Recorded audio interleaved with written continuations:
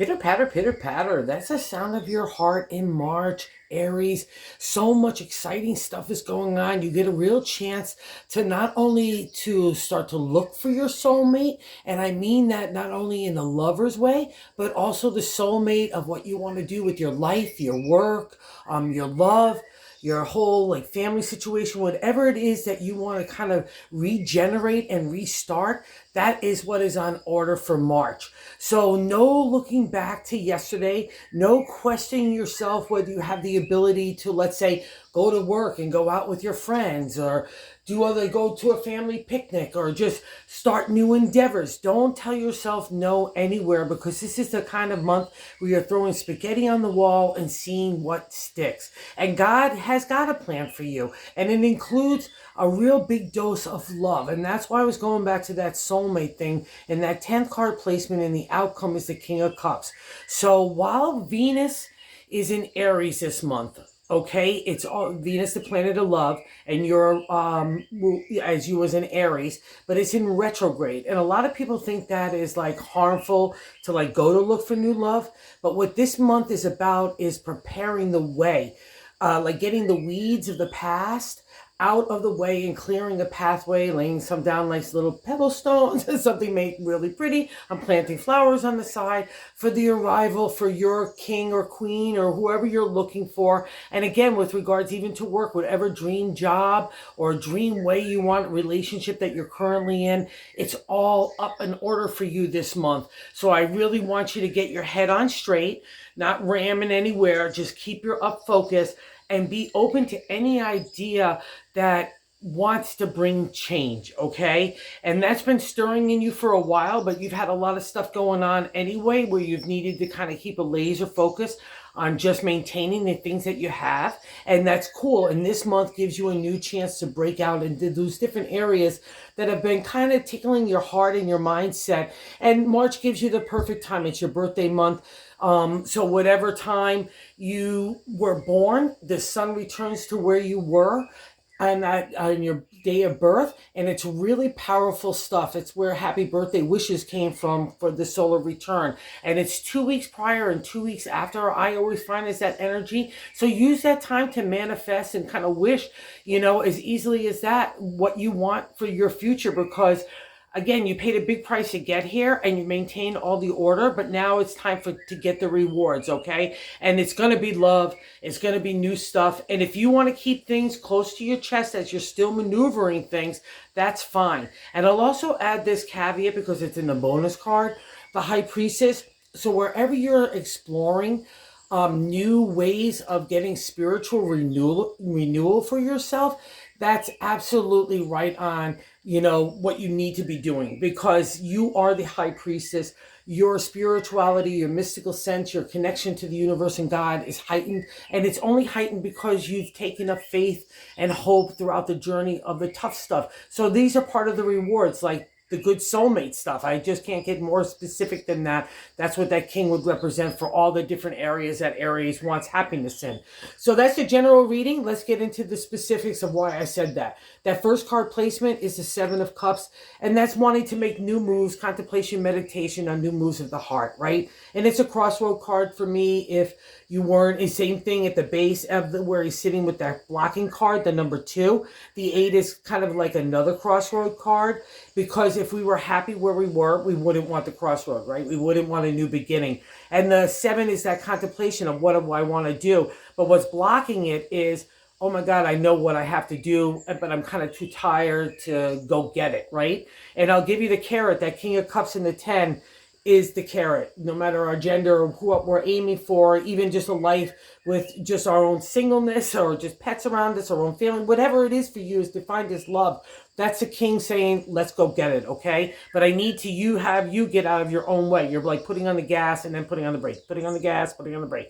So that's cool, and it worked you fine from before, but now we need to move on, because God's message to you in that 3 card placement, the Chariot, means that you've got this. You've learned all the wherewithal, the mindset right? Especially with tarot and the chariot, it's all about what our thoughts are. In the ancient decks, he didn't even have his hands on the reins. He didn't need to direct the negativity or the positivity. It was an even balance, and it was always going to be moving forward for our betterment, right? So again, that lesson is that we've learned to control our thoughts, that our actions, our words, how they affect ourselves and how they affect other people, and the way that we approach responsibilities and even opportunities, right? Because the chariot could say that we're not going to be able to have the wherewithal to do it. But in that placement, it says, yes, you do. That's what you've learned. That's the life lesson of the major arcana card, the chariot, right? So trust it. And it's coming anyway, whether you like it or not. So it's like you might as well ride with God on the surf here, because we're getting into dry land and happy opportunities. Because the fourth card placement, which is in gut of the matter, I like to say, is the death card. And people get spooky about this. And I'll also say this. I've learned that if grief or holding back for missed loved ones is holding you back, from making those new moves, or you feel like you're overwhelmed with responsibilities in relation to that 3 of the chariot because of people that might have passed away, don't let it, okay? Because the real defining moment of the death card is that new day dawning. See that sun? And in, it's all about rebirth. And we could even miss situations that even didn't serve us well, because that even gets comfortable. So that's all what the death means. It's like all that kind of emotional stuff that we carry forward in the future. And I could just say from so many mediums, no one on the other side is only happy for us, only wants our betterment. And grief just kind of, again, just like fear and anxiety, it just blocks creativity. So we need to celebrate our loved ones over there. We need to celebrate the new life that is appearing for ourselves. That's what it really means. And if the gut of the matter, you really want it. And then there's another validation of the moving on is the 5th card placement is the 7 of Pentacles. Again, moving on or wanting to move on in the area of home, family, work, career, and like when it comes to home and family, like if you want to refresh, or even at work, if you want to refresh somewhere, like let's say you're happy overall, but if there's something stagnant, make the change, okay? But if it's like in work and you're really super stagnant, or you're not being respected, or you're not happy, that's easy, right? Like, don't make that change. And I'll also say, because Pentacles is a relationship, if you're not happy in that way, you're not getting respected, and you're kind of reaching that really serious crossroads, especially with the 8 of Cups there and the new opportunity of the King in the future. Just be honest with yourself. That's what this whole deal is about. What is going on for you and why do you want it? And that's where leads us to the 6th card placement of that 5 of Swords. And it means that you've earned that kind of big pat on the back from God and the universe saying, good job, because you kept your character, ethics, and integrity throughout the whole thing. And in a roundabout way, when I think about the number 3 placement, that chariot of, control of the mind, because Aries is the first sign of the zodiac, and I'm the second one, I'm a Taurus, so not far behind you. We have a lot of like anger, rage kind of issues, ego, pride, because we rule those areas.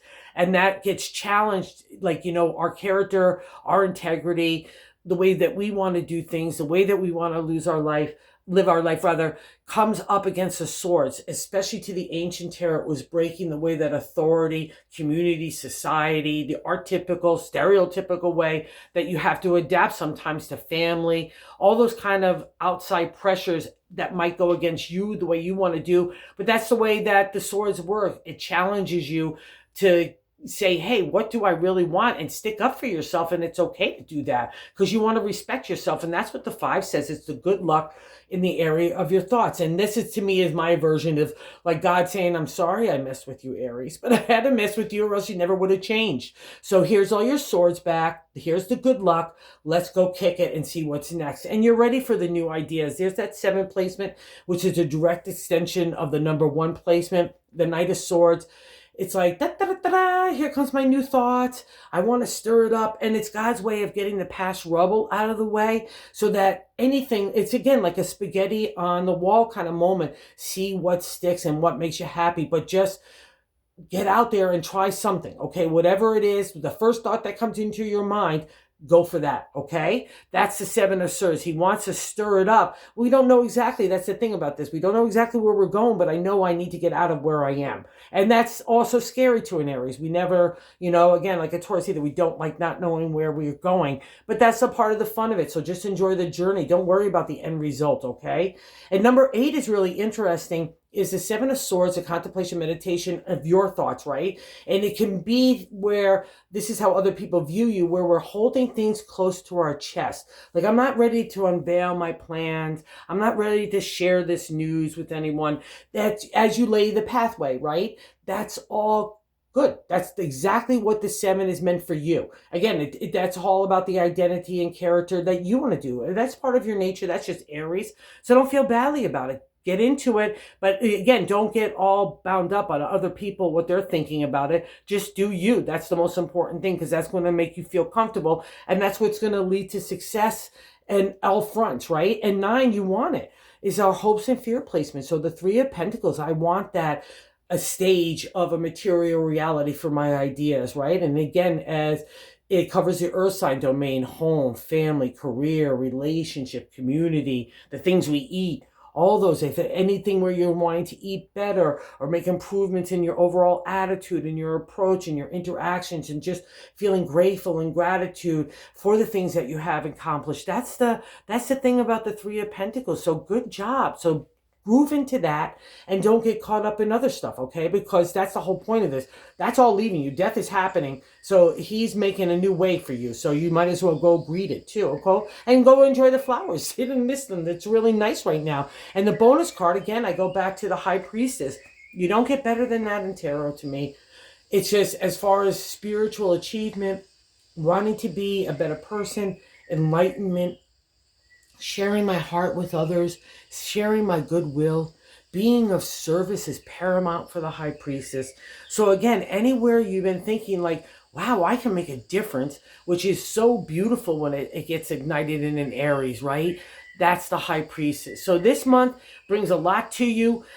Use this time to open your eyes and look on the horizon and see what's coming your way, because you'll recognize it. You'll know when it happens. Okay, Aries? It's good news. Thank you for visiting the channel.